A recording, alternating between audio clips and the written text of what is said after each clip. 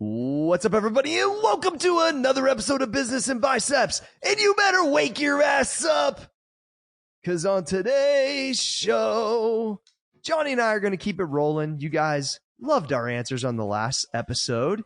I think we helped you guys out a lot, and we have more questions to answer today. But first, John has an important announcement of the news. I have an important announcement of the news. No, you're reporting on news. I don't know. I was just trying to make fun of it. Gotcha. Well, we were talking before we got on the air about a claim our president made. I think it was 2 nights ago in Cincinnati, Ohio, I believe it was.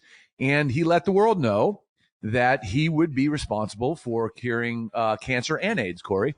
So Donald Trump is going to be the answer. We'll call him the answer. You know, Allen Iverson back in the day used to be referred to AI as the answer. As the answer. Now I think we can call Donald Trump the answer because he has vowed to cure cancer and AIDS. And I want to know how you feel about that, Corey. Do you think you could cure cancer and AIDS? I know who cured AIDS. It's Magic Johnson. I think if you ask he got Magic, AIDS, and he's just fucking dude. He's got some magical fucking. Yeah, you know what? You know what? Magic is the best fucking nickname for that dude in the fucking world because he got AIDS when AIDS was fucking in '93 and murdering fucking people, and he magically fucking repelled it. And I'm sure he's still fucking using that, you know, whatever he's got down there, and you know, going to work. Bro, let's check this out. Magic got AIDS in '93. Like, and then he got, and then he became a borderline billionaire, and he's fucking, you know, like he gets AIDS, and he gets even more magical. It's trippy, right? I mean, for real. Maybe there's good AIDS. Is there? You think there's good AIDS? I would say probably not, but this is how I feel about it. Here's what's okay. That was the funny part of it. Here's what's sad about it. People that deal with those two issues, especially, it causes so much pain in their family. It causes so much anguish in you. There's so many loved ones that have been lost to those two in a mass amount of things, but these two especially in our culture, that the hope coming from a probably really empty promise is really saddening to me. Considering Johnny, that I don't believe he has a medical degree. I don't think he has a medical degree. That's what I'm saying. And like I had, you know, my aunt, that's my mom's oldest sister, died of breast cancer when I was a kid. I know your mom's battled cancer multiple times. My other aunt died of cancer. Yeah. So it's like, dude, but some people are naive and they're going to think, oh my gosh, I've got cancer right now and Donald Trump's going to fucking save me. Well, he's probably not, and that's fucked up. Well, so if I think about that for a second, it actually really pisses me off because of what I've seen, and I'm sure what you've seen. That's how it makes me feel, to be honest. Yeah. I think that's a very logical way to put it, and I think maybe this is a product of how out of control he is. But I can't even process his comments through my logic filter. So as personal as cancer is to me, it still makes me laugh, although it shouldn't, because I agree with everything you just said, because this dude is so fucking out there and he is so immune to the thought of I shouldn't lie that he just will say anything to get a group of people to cheer his name. If there's any human being in this world that has the largest ego and no one can argue with it, it's Donald Trump. Just period. Love him, hate him, whatever. A lot of people like him for it, right? A lot of people like him for it. They think he's funny, whatever. But dude, I mean, come on. Cancer and AIDS, dude. Who do you think you are, Doogie Howser, MD, for fucking everyone who remembers him? No, you know what he thinks? Who he thinks he is, John? He thinks he's God. Well, I think Jesus is going to have something to say about that when he crosses over. Exactly. But don't you think it's probably getting to that level. He's power. He thinks it's that great. Yeah. Technically, you know, the American president, leader of the free world, most powerful man in the world. But yeah, I think he has what many would refer to as a God complex. Yeah. No, crazy. It's just really sad. I understand there is laughter in it because it's so outrageous, but the people that'll take it serious that are actually sick, and naive, it kind of hurts my heart a little bit, to be honest with you. Yeah, for those people whose IQs are below 14, and think that what he's telling them is true, and hopefully they have all their teeth and all that stuff. But yeah, I feel bad for him, for those people. So hey, we're gonna transition into, actually it's a kind of along those lines in general, about just kind of a question to differentiate, John. Differentiate? Between, yeah. Okay. Between being actual. So the person said, hey, can you help me on how you guys would decipher the difference between being depressed or just sad?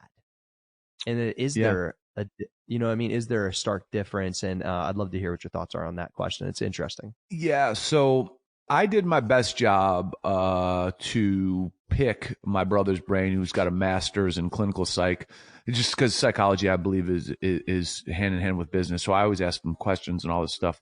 And I think the difference is, to my novice understanding, is that depression will alter the way you live your life. Being sad, I think, will alter your mood, and will, maybe you don't talk with as much vigor. Maybe you're not as excited to do the things you normally do. Maybe you want to stay in the house when you normally would go out and, do something with your friends. But depression will cause you to not go to work and sleep till 4 o'clock. Depression keeps people in their bed because they do not, from my understanding, they do not want to participate in life.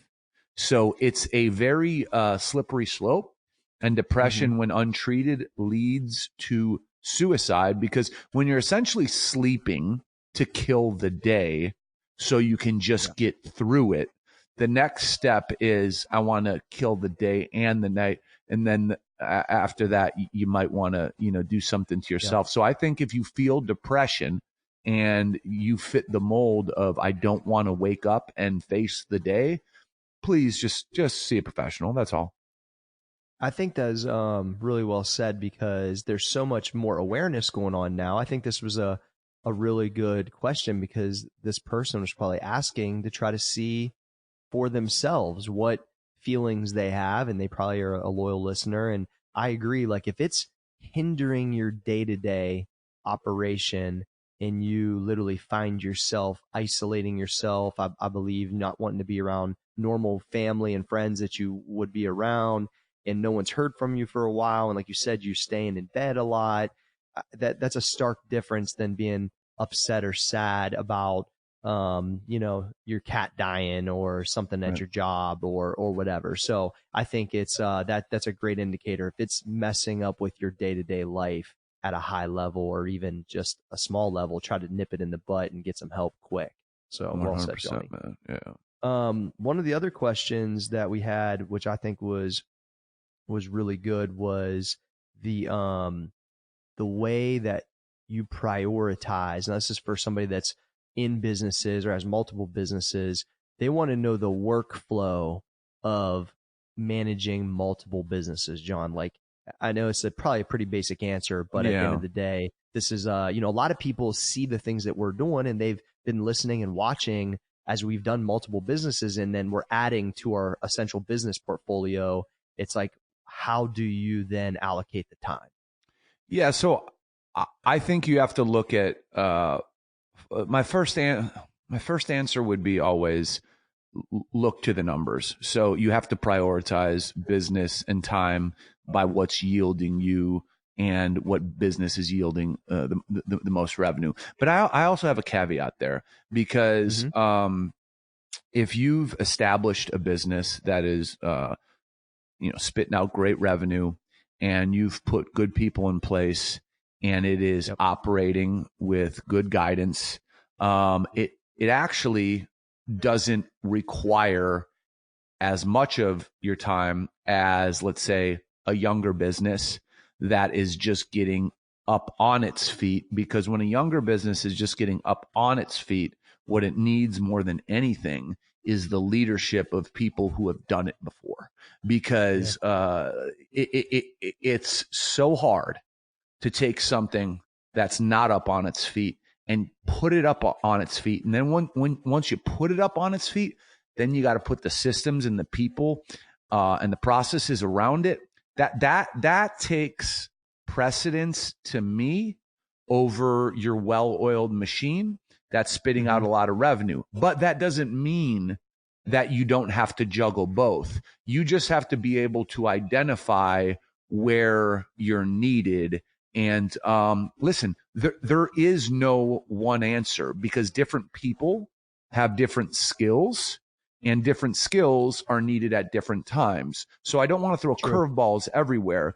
But first, I would go to, obviously, whatever's kicking out the most money is technically most important to your financial well-being. Okay, number one. But number two, if you do want to go in on multiple ventures, no, getting something from zero to something is the hardest thing to do in the world. That's the hardest thing. 0 to 1 million, hardest thing in the fucking world. 0 to 1, hardest thing. So I love to know those numbers, Johnny, because we've been, you and I both together and separately have been able to do that multiple times. Right. And taking a idea and concept to $1 million in sales in a year, or ever, even equaling within a few years, is extremely difficult. And so to your point, it's like, if you have a couple businesses that are kicking out great revenue that are making their numbers, then that's probably one of the best times to be able to go after another venture, as long as you have good people in place, you can manage it.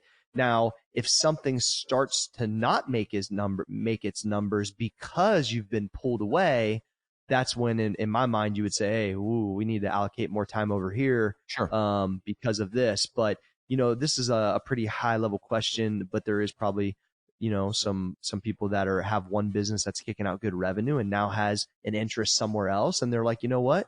I want to give it a run, because the entrepreneur sickness, which we all have, that it pulls at you when you see opportunities. Yeah. It's hard not to go after them. One more thing I'd add is it's just like, to really answer this question, if you're talking about multiple businesses, is I don't care how smart you are, how much money you have, how good you are. You're nothing if you cannot groom people. You're nothing, because especially when you're talking about multiple businesses. So I think a big part of this question is, how good have you groomed the people that are in the position to manage those businesses? Yeah. Because if you have a great team supporting it, sure, you have to feed it ideas as a leader. Sure, you have to give it time with your brain. But ultimately, if you want to manage multiple businesses, the first thing you have to do, man, is groom good people, period. That are loyal and you can trust. And that's hard out here in the streets right nowadays, ain't it, Johnny? Absolutely. And that are good, and that treat the customer the way you would treat the customer. Yeah, love that. No, that's a massive, it's almost impossible if you don't have that. Right. Another one that I thought was really cool was these guys wanted to hear a live sales call, John. So I don't know if you want, so I don't know if you and I can kind of rattle back and forth, like, sure. You try to sell me something, or I figure we could do like a little ad. We could do an ad lib, or really you could just say like a sex toy, or what are we doing here? Yeah, you want to sell? You're not gonna sell me one of those, but you might. But I wonder if we can go over 3 to 5 things in a live sales call. That's a cold call, let's say. Sure. That you're trying to establish. Maybe something like that'd be cool. Okay, so I guess serve me up. You can take whatever role you want, and I'll just improvise as you. How about How about this? I'm gonna act like I'm walking in CBD Social, John. I've never heard of CBD before, and I just I wanna check it out, and you're gonna lead me towards what I need to buy. And sure. I think it'll be cool. All right, cool. All right. 3, 2, 1. Hey, what's up, man? What's this place? The art on the wall looks pretty cool, but what is this place about? Thank you, man. I appreciate that. What's your name? My name's Cory. Cory, I'm John. Nice to meet you. Nice to meet you too, John. Is this your establishment? It is, man. And I appreciate your compliment about the art. Yeah. So we love art. We love music. But what we do here is we actually make and manufacture all of our own unique CBD products. And CBD products are obviously new and it's a fast growing business, but we have many different applications, and I don't want to overwhelm you with information first, but I guess I have a question for you. Have you ever used CBD? I've never used CBD, but one of my friends had used it on an old knee injury from high school. Okay. And I've seen it in the news a lot lately, and I wasn't sure, like, now would I pop a drug test on this, or like what's going on with that, because there's a lot of conflicting stuff, you know? Yeah, absolutely. And that's a great question. So if you look at this product here and all of our products, you'll see a little QR code. And what that QR code does is it shows you a third-party lab test. So all these products have third-party lab testing, so you could see exactly what's in there. So if you're worried about a drug test, right, you would look at the THC count. And just to give you a little bit of education, these products have to legally be below 0.03% THC. So if you were to scan this, you would see that this batch is at 0.021, which is, basically 2/3 of the legal limit. So no, you would not pop a drug test, number one. And CBD is really given to people in two forms. Can be three forms. One would be isolate, and isolate is exactly that. It's CBD isolated on its own. So when CBD comes off the plant, it comes off in a crystal. And that crystal's crushed up, and basically there's powder, right? You can mix that with oil, or you could take that straight. That's a sleep application, okay? And then there's full spectrum CBD. What full spectrum CBD is there's 113 cannabinoids that come from the industrial hemp plant. And when all these cannabinoids are combined, they give you the effects that people love CBD for, which is the anxiety relief, the pain relief, the stress relief. And there's also hemp flower. Hemp flower is essentially something that looks like what you would think is marijuana, but it's not. It also has below the legal limit of 0.03 THC, and people smoke it, and it gives them great bodily effects and anxiety reducing effects. So when you're looking at CBD, are you looking at it for yourself, or are you looking at it for a friend? Yeah, I definitely am looking at it for myself, and I'm not really into smoking stuff, so I would think maybe one of the it looks like there's like a dropper bottle there, and you have a couple different strengths. So like I weigh 190 pounds. What strength would you recommend for me if I'm using it for some anxiety, but overall just some pain relief and sleep? Yeah, it's a great question. So what I would say is, CBD needs to be given and educated based on whether you're going to be using it during the day when you need to be, let's say, functional at work, right? Or at night before you go to bed. So if you're feeling anxiety and want to take it for those effects, would you be using it during the day? I would probably use it more like I'm a little more restless at night. So I would say it's probably more at nighttime. Gotcha. Okay. So yeah, you can go with a stronger dosage of the oil. What that's going to do to you is that's going to generally give your body a sensation of relaxation, which then drops down the walls of anxiety. It's very similar to what people take who have anxiety, but as opposed to going to the pharmacy and getting a Xanax or a Klonopin, things that are addictive, a lot of people have been taking high-dose CBD. And when I say high dose, I'm talking about 1,000 milligrams. Typically a serving from a 1,000 milligram bottle is 33 milligrams. So you're a bigger guy. I would recommend that. And if you take that in the evening, you're going to be more relaxed. And when you're more relaxed, it is much easier to sleep. The anxiety of the day goes away. Busy brain when you're lying in your bed goes away. And things just become a little bit easier. And here's the great thing, Cory. It's non-addictive. This stuff is non-addictive. So there's no panic if you don't have it. It's simply there to aid you and make your life a little bit easier with no downside.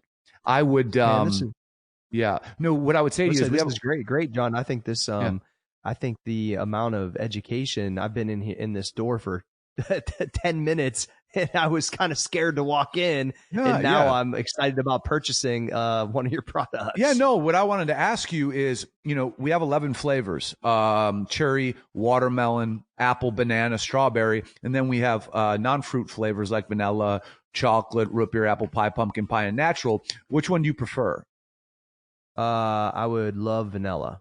I'm Perfect. a huge vanilla fan. So Vanilla is great. A lot of people love to drop it in their coffee. So, you are a bigger guy. So I would say we grab this 1,000. I can ring you up over here.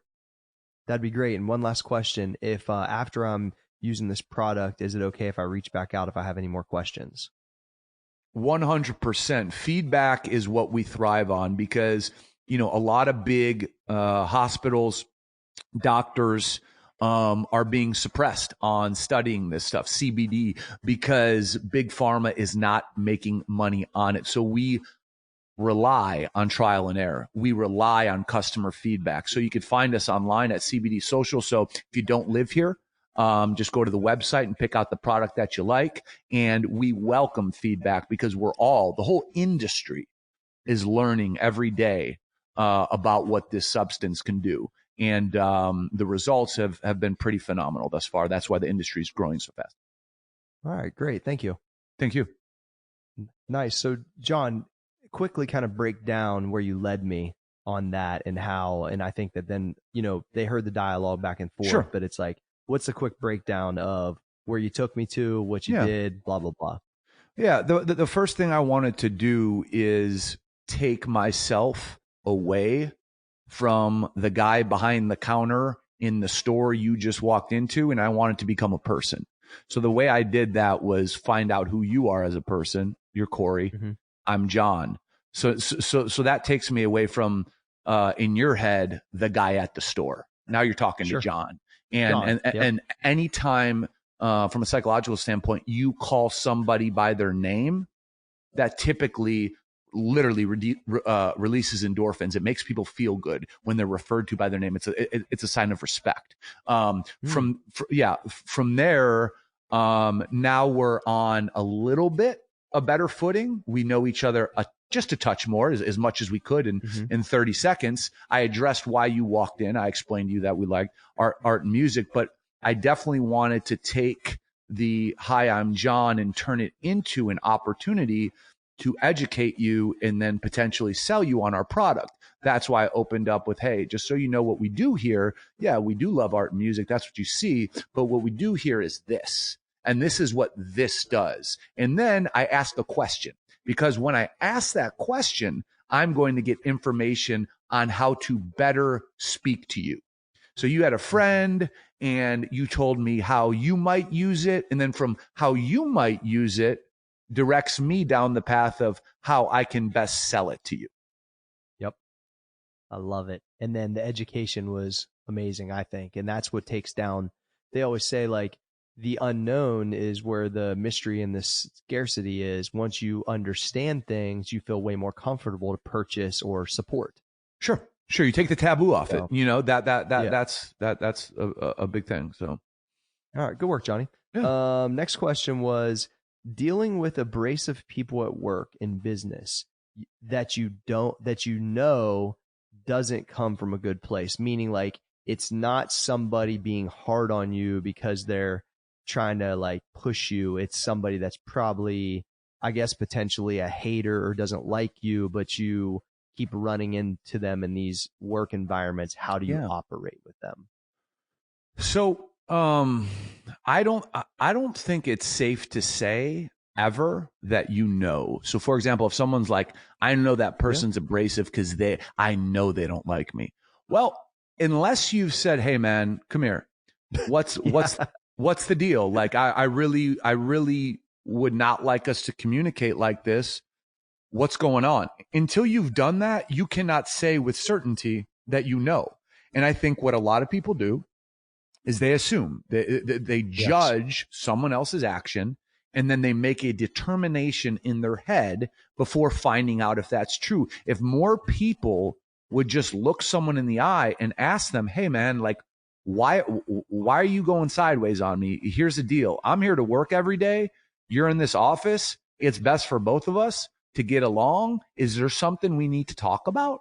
Like, if someone's just an abrasive asshole and basically, let's say you tried that and it didn't work, it's real simple. Okay. This isn't the streets. Okay. This is business. So there's a hierarchy. So at the end of the day, you go to your supervisor, your boss, whatever you got, and say, listen, Mike has just been, man, he looks at me weird.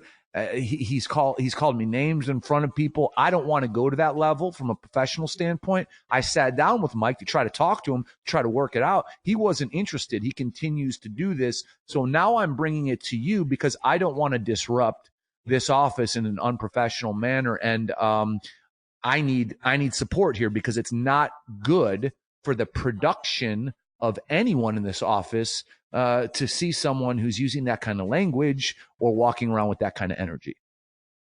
I like your first point too, John, because think about how many times you've been taken wrong when you didn't mean it. It's like laughable, right? I know. That's why I brought it up, because if you were operating not even in an abrasive way, but just in an aggressive way, let's call it, because you have these fucking goals that you're trying to attain, has nothing to do with this person, but they take it that way because they're a little bit softer. And if they sat down with you and said, hey, John, like, dude, you feeling a little sideways about me because I'm getting this feeling, and you'd be like, what the fuck are you talking about?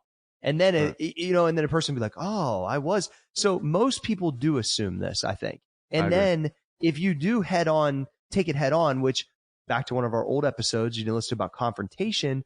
Confrontation doesn't have to be yelling and screaming, but going down the middle and getting something accomplished and clearing up or clearing the air, man, will take like this weight off your shoulders that will let you just be so much more free in the environment.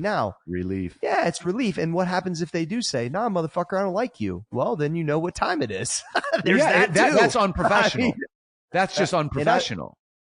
And so I had this happen one time, right? Where I kept getting this feeling from this guy that was a trainer in the same gym as me. And we were from the same like area too. Like he's from the High Valley. So I just knew he just wasn't fucking feeling whatever was coming from me, the confidence, or I don't know what it was. Finally, cause I assumed I was right. I asked his ass, like, bro, you got like a fucking serious problem with me? Cause I'm nothing but nice to you. And he just straight told me, I just don't fucking like you.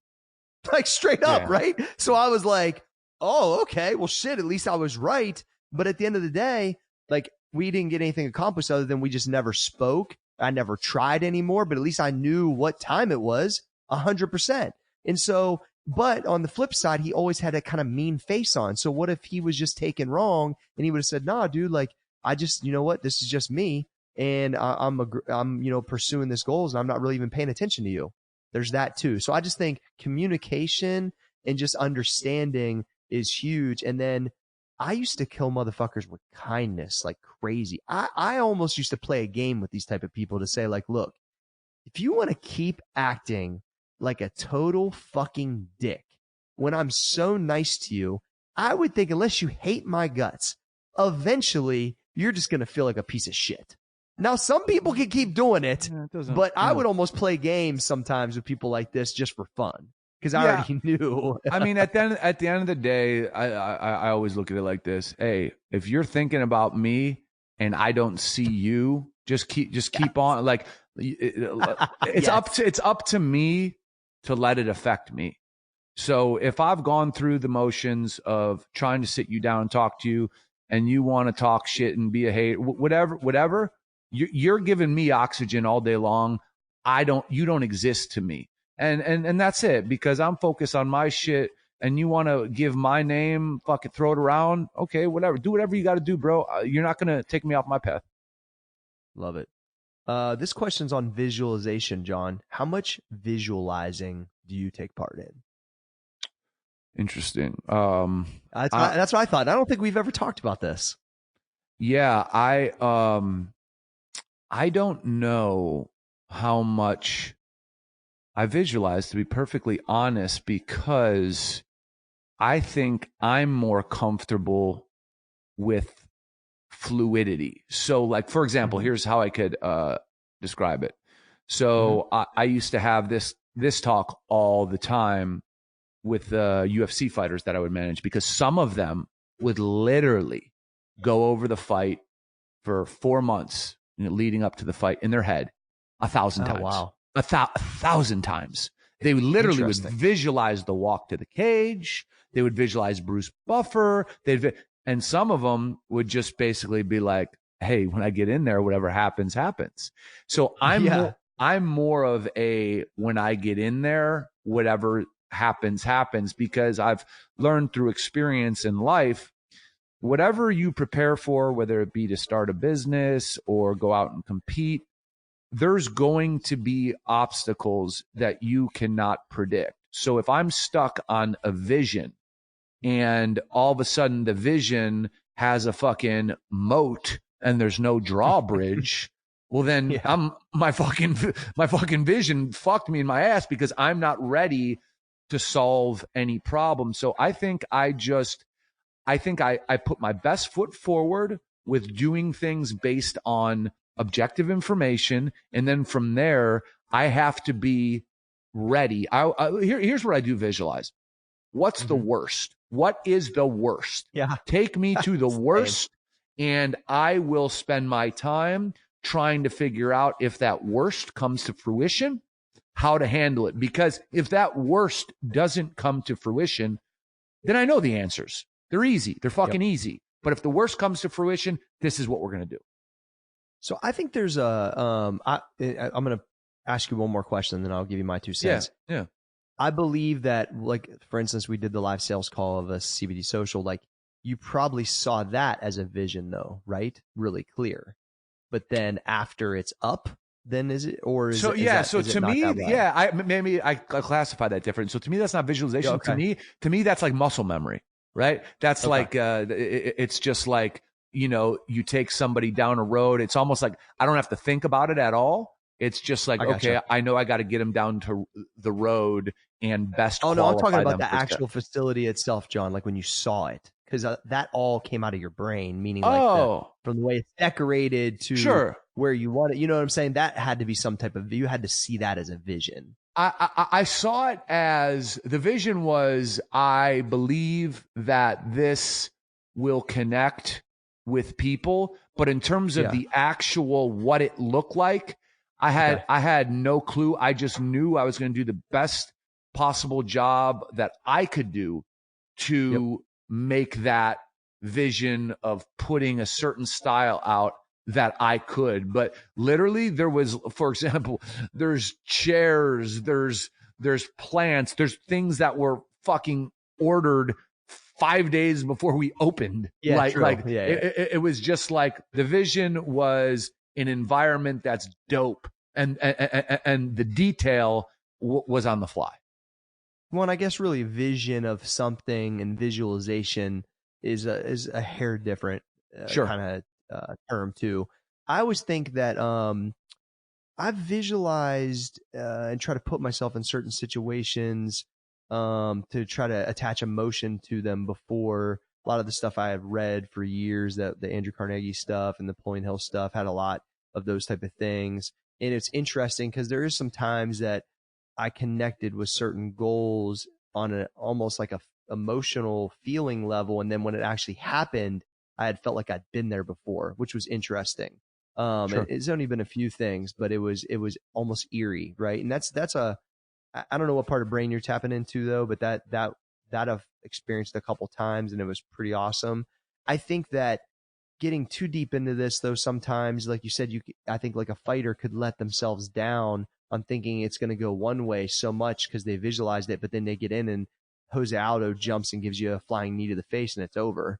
You know what I'm saying? Like, and those like things that you really can't control, which is pretty much everything, by the way.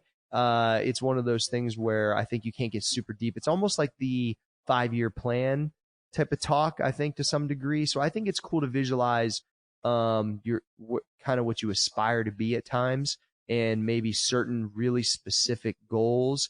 But this life is so many curveballs and change so much so often that there's no way I could have visualized some of the things that happened that I had no clue would happen. Sure. And some of the things that didn't happen, you know, I couldn't get butthurt over because they didn't. So, and I'll ask you a question real quick. Yeah. Like even like a repetitive motion that you are prepared for, that you're known for preparing for, like doing powerlifting, right? You're gonna, I'm sure you're gonna visualize that to a certain extent. But I would imagine you get under the bar and it's like, fuck, my fucking hamstring feels weird today. Like, fuck, I have to audible. You know what I'm saying? Because it's like, you can visualize it all you want, but you weren't expecting that hamstring to feel like it was dried out. There is the variables of life that are ever so present, Johnny. That is for sure. That you thought that bar was going to feel one way and it felt starkly different. And that's all those things. That's why I would never spend a ton of time on that. But I would be more, and here's what I liked about what you said too. The present challenge in it's a confidence that I'm going to do the right thing most of the time is probably what I think I pride myself on a lot. I know you do too, is that on the fly, making proper decisions that are, solid for the business or for the brand, or in that moment being able to deliver. I think it needs to be talked about more, because I think that's a lot of the special sauce of how we got here. The time you got to step up, or the time you got to make the decision that you couldn't have visualized or couldn't anticipated. You have to make the right call most of the time, because success in entrepreneurship is just a bunch of decisions piled on top of each other with a lot of good habits. And I think that's a massive thing. And when I'm in those moments, it's that self-talk, motherfucker, get it done, type of stuff that I think a lot of people don't experience all the time when they're kind of not working for themselves. And it's an interesting kind of a factor of all of this, I think. Yeah. And a great example, I think, to close it out is like, if you're starting a new business. So like what I was talking about, dealing with the worst case scenario, the way you would do that is figure out your expenses to operate for 8 months and be like, man, if I don't make any money for fucking 8 months, I have the money in the bank to operate this business. And I'm confident that, God damn it, I can figure it out month 1, right? I'm confident I can figure it out week fucking 1. But if I can't figure it out for 8 months, I am ready for that worst case scenario because my money's there. That's what I'm talking about. Now, am I going to probably use that? Fuck no. But there's a chance that I may have to, right? And that's just the fluidity, I think, of life and business and very serious endeavors. That is actually probably the first place my brain always goes to, because then when you look at what you could be the most scared of, quote unquote, first, and you're like, oh, fuck, if that happened, I'm cool. And then you're like, let's fucking go. So I actually go there immediately too, which is interesting. That when you said that, I was like, fuck, every business we've done, whether we had money or time or whatever it is, I was like, well, if this falls on its face, can I still pay my fucking mortgage, or, still with my kid? Can I still, or that's not even a thing anymore, but whatever, if that's still the thing, it's like, you just got to know, like, what would you have to do if shit hits the fan? And if you're going to be okay, then it's not as fucking scary. So I think that's a good way. One of the last things, John, which I think will be kind of funny to wrap it up, because I know we got a tight timeline today, is what is some of John Fosco's, I can't wait to ask this question, unwritten rules of the gym? I think this is a funny question. So I don't work out in a facility that has, I guess, just kind of regular people in it. So it's like, what is the unwritten rule, though, when John Fosco is in a commercial gym, or used to work at a commercial gym? Obviously, you have some background on this. That motherfuckers screw up all the time. I think it's an interesting question. Okay. I'll start with, do not talk to a man or a woman who is working out with headphones on. Unless they remove their headphones, do not talk to them. Period. Do not talk to them. Number 2, save your narcissistic looking in the mirror and flexing for when the workout's over and you're in the locker room and you're not in a public fucking area. I'm not interested in you flexing your fucking tricep in the goddamn mirror when I'm trying to fucking use it to fucking watch my fucking form and do my set. Take your fucking narcissistic ass in the goddamn bathroom. Do whatever you gotta fucking do, but keep it the fuck away from me, because I'm not interested in it. I came here to work out, not watch your fucking 14-inch fucking arm and your fucking 6-inch tricep get flexed. period. Okay. What about working in sets, John? What's your feeling when people want to work in with you, or how's that operate? That's fine. I mean, listen, if there's only so much equipment to go around, there's so much, it's how you ask and how it's received. So for example, me and Jay were working out a couple weeks ago, and we asked some dude to work in, and he said, I have 4 sets left, so you guys could forget about it. Now, he was 70 years old. That's what he said? Yeah, he was 70. Yes. Oh, okay. He was 70 years old, but that is completely unacceptable. If someone asks to work in with me, all I expect is that if you're a sweaty motherfucker, just you have a towel, right? Like, and whatever weight I'm using, return it to what it was, and I'll return your weight to what it was. It's just common courtesies, Be courtesy. What about a lot of our male or female? You're saying, so whether you're talking to anybody with headphones on, but what if it's the female male thing? I know in the commercial gyms, like a big deal. So it's like a lot of people meet each other at the gym. Is there like a unsaid written rule when you're trying to like actually talk to a girl you're interested in the gym? I think I purely have no clue here. So that's why I think eyes talk in the gym. You know what I'm saying? Okay. So if I'm working out by myself, my headphones are in, I'm not talking to anybody. I'm making it clear to people I'm not interested in talking to you. But if we're talking about the opposite sex and eyes are talking, well then, maybe when I go to the water fountain, I'll take my headphones off. You know what I'm saying? And that means I can hear. It also means I can speak.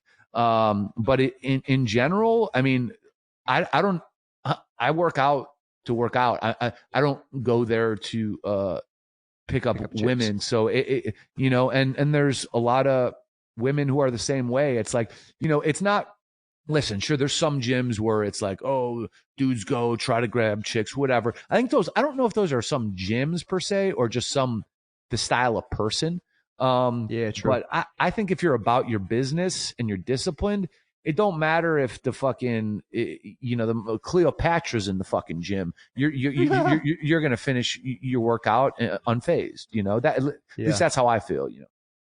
Yeah, I love it. I think these are great because I think a lot of people fuck up a lot of this stuff. And like I was saying, at old school, people don't really wear headphones because the music's just kind of what's on from whoever's kind of either the strongest person or got the most, I guess, or whatever owners in the building. Usually when it's not an owner, whether it's me or D, it's whoever's probably the strongest person. That's how they do it at West Side. So if you're the strongest motherfucker in the gym, you get to run the fucking radio. Hey, it's a little different. Hey, it's hierarchy, right? I mean, that's the way it works, which I love. But I know, hey, we got to wrap it up. Here's what I'm going to tell people. If you have never listened to one of our old workout story podcasts that we did, please, now it's a ways back, please go back and listen to it because John and I both have some pretty amazing stories that will fucking make you laugh. There's 2 winners in there. There's 2 winners. 2 absolute winners. That I would recommend that you go back through and check out. One of them has to do with immigrants who can't speak clearly and get horrible advice from one of us. And the other one has to do with a penis. So somebody wanted to see my wiener. So there's some, it's pretty fun. Wiener's a great word for a grown man to use. So. I knew you'd like that. Or not like it. Yeah. Okay. All right. So, hey, listen, John, the podcast can't be stopped. So we got to finish it up. Johnny Fosco! Cory Gregory! Can the podcast be stopped? The podcast can't be stopped! Mother.